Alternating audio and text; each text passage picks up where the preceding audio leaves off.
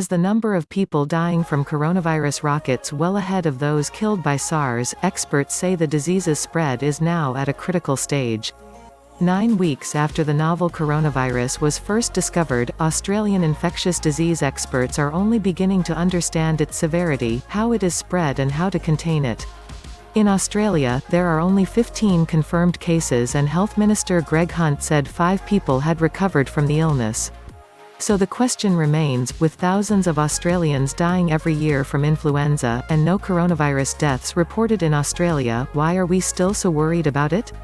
According to leading virologist Ian McKay, from the University of Queensland, the fact China has been swamped with cases means there are still many unknowns about the disease. At the moment, the Chinese authorities can't even rely on the numbers being calculated in China, Dr. McKay said. Their hospitals have been inundated. And without really good numbers and data we can't be sure of anything.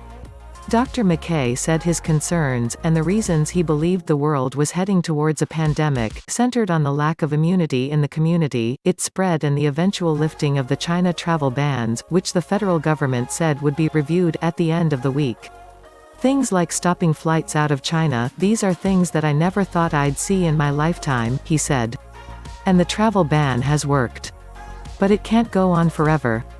We all have very little immunity with coronavirus, which means it will run through a population. The virus has all the tools to spread wildly. Dr. McKay's concerns are shared by Australian National University infectious diseases physician Sanjaya Senanayake.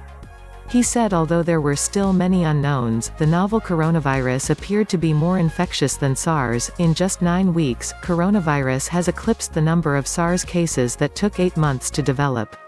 When it comes to how fast coronavirus can spread between people, it looks like coronavirus can take about 6 to 7 days, Dr. Senanayake said. That's slightly longer than the flu, which can spread between people in 4 days. However, Chief Medical Officer Brendan Murphy moved today to reassure Australians that there had been no community transmission of the virus. There is no reason for people to be wearing masks, he said.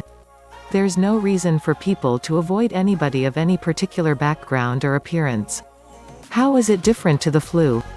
Dr. Senanayake said many people diagnosed with the coronavirus would feel like they had influenza, or the more common flu.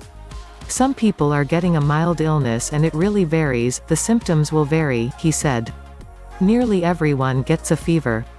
Lots of people but not all get a cough, runny nose, muscle aches and pains.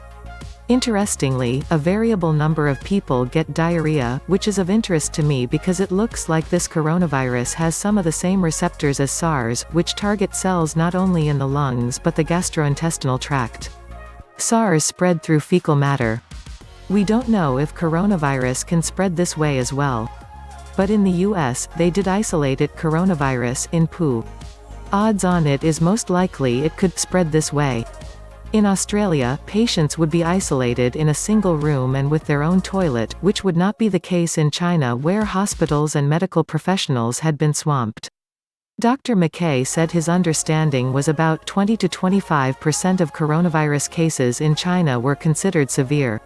He said in the hundreds of cases outside China, the severity was mild to very mild, and there were more resources put into treating the affected patients. Immunity and our ability to fight off infection is considered another major difference between the flu and coronavirus. Most people have developed some sort of immunity to the flu. But so far, that is not the case with coronavirus. Professor Tanya Sorrell, from the University of Sydney's Marie Bashir Institute for Infectious Diseases and Biosecurity, said coronavirus appeared to be a winter virus. It is still too early to predict what will happen with this illness after the Chinese winter, she said. But we may find that as it goes on, and if it goes on for a long period, some immunity will develop in the community. What's next? Dr. Senanayake said health experts needed to know more about the cases in China to make any confident predictions. We need that data to know what's going on, he said.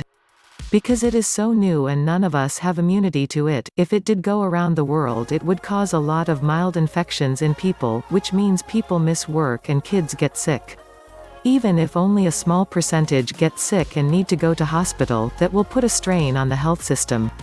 We are always worried that any new virus could be the next pandemic, the next 1918, the flu that killed 40 to 50 million people. Dr. McKay said the disease was set to stay in China for a long time.